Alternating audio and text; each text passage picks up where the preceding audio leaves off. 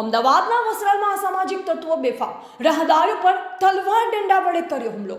અમદાવાદમાં દિવસે ને દિવસે અસામાજિક તત્વોનો ત્રાસ વધી રહ્યો છે. અમદાવાદના વસ્ત્રાલ વિસ્તારમાં ગત મોડી રાત્રે શાશ્વત સોસાયટી નજીકના વિસ્તારમાં લાકડી દંડા અને તલવાર જેવા તીક્ષ્ણ હથિયાર વડે તોફાની તત્વોએ આતંક મચાવતા સ્થાનિકોમાં ફફડાટ ફેલાયો હતો. ઘટનાનો એક વિડીયો વાયરલ થઈ રહ્યો છે, જેમાં જોઈ શકાય છે કે તોફાનીઓના ટોળાએ એક કારને ઊભી રાખી તેમાંથી બહાર નીકળેલ રાહદારી પર તલવાર અને અન્ય તીક્ષ્ણ હથિયાર વડે બેફામ હુમલો કરી દીધો હતો. વિડીયોમાં જોઈ શકાય છે કે તોફાની તત્વોએ રાહદારીઓને પણ નિશાન બનાવવાનું શરૂ કર્યું. વિસ્તારમાં ઘરમકાન, દુકાનોની આજુબાજુ ઉભેલા વાહનોમાં પણ તોડફોડ મચાવી.